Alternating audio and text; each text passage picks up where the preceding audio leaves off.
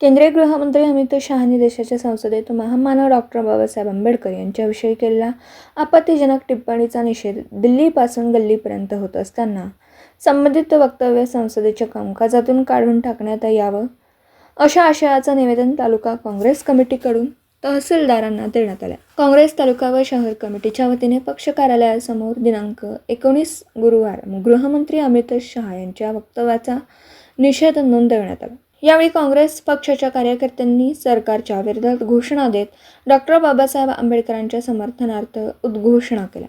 या संदर्भात काँग्रेस पक्षाच्या वतीने तहसीलदार यांना निवेदन देण्यात आलं।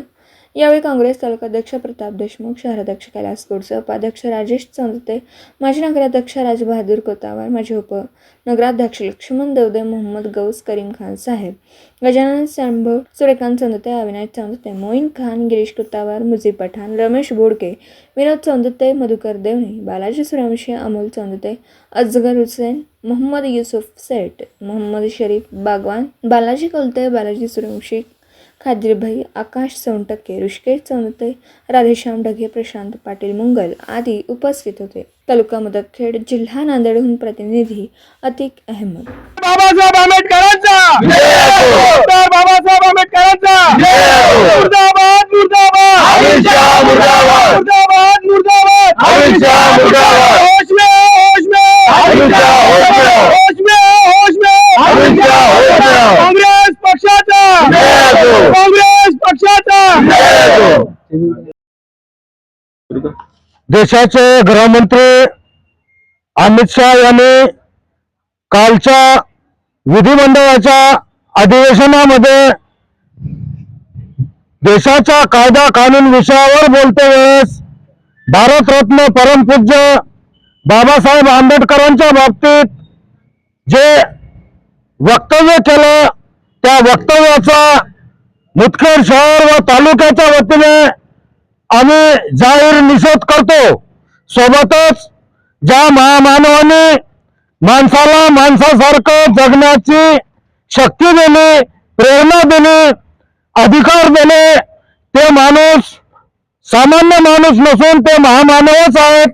अशा महामानवाला आम्ही दिवस रात्र झोपेत सुद्धा आम्ही त्यांचं नाव घेऊ आणि या प्रस्थापित जाती व्यवस्थेच्या लोकांनी जे महामानवाला बदनाम करण्याचा प्रयत्न केला त्याचा आम्ही जाहीर निषेध करतो आणि थांबतो।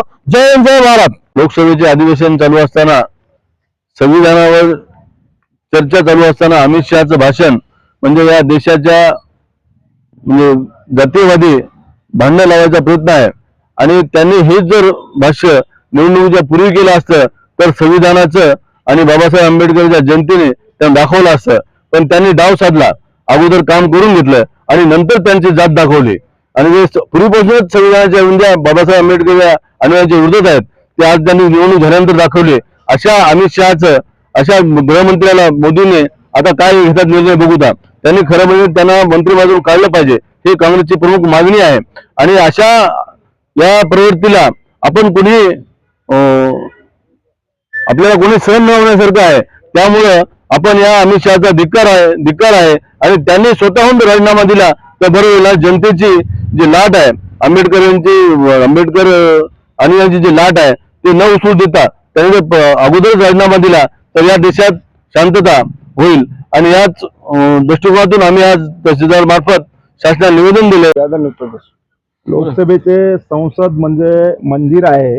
या मंदिरामध्ये काल जे आमचे संविधानाचे जनक तसेच भारतीय राज्यघटनेचे शिल्पकार डॉक्टर बाबासाहेब आंबेडकर यांच्याबद्दल जे शब्द वापरले ते खरोखरच निंदनीय आहे आणि ज्यांनी या देशाला लोकशाही शिकवली, लोकशाहीचं राज्य म्हणून ओळखलं जातं, भारत देश हा लोकशाहीचा राज्याचा एक घटक आहे, त्या संसदेच्या सभागृहात एवढ्या अपमानजनक बाबतीमध्ये जे काही गृहमंत्र्यांनी कालचं वक्तव्य केले खरोखरच ते निंदनीय आहे आणि त्या वक्तव्याचा काँग्रेस तालुका आणि शहर काँग्रेस पक्षाच्या वतीने आम्ही या ठिकाणी धिक्कार करतो, निषेध व्यक्त करतो आणि या विषयावर एवढ्या मोठ्या महामानवाचा केलेला अपमान म्हणजे खरोखरच प्रत्येकाच्या मनामध्ये खंत व्यक्त करणारा आहे।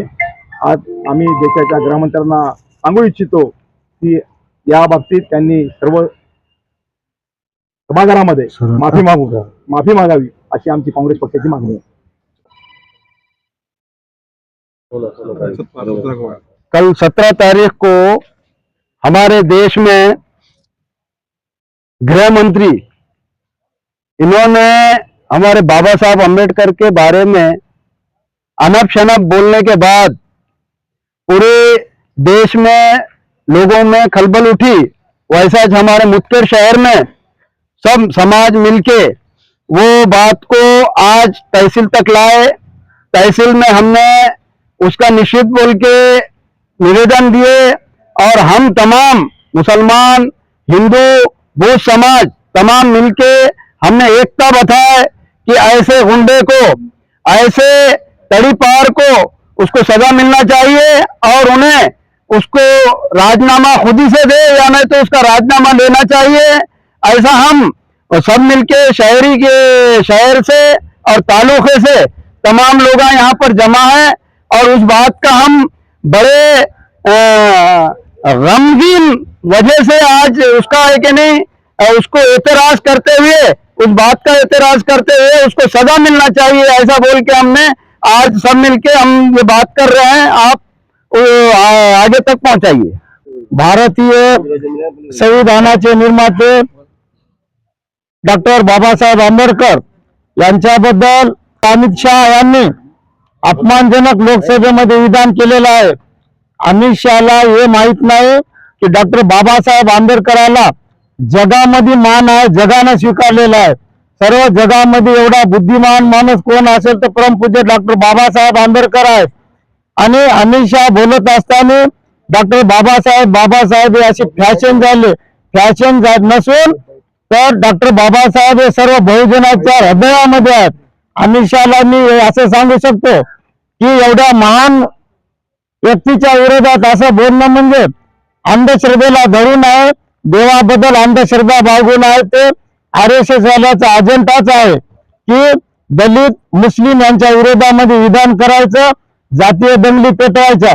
अमित शहाचा मी या काँग्रेस पक्षाच्या वतीने जाहीर धिक्कार करतो, निषेध करतो आणि डॉक्टर बाबासाहेबांच्या संविधानाशिवाय या अमित शहा यांना संसदेत जाण्याचा अधिकार कोणी दिला नसून डॉक्टर बाबासाहेब आंबेडकरांनी अमित शहाला संविधानानेच अधिकार दिला आहे।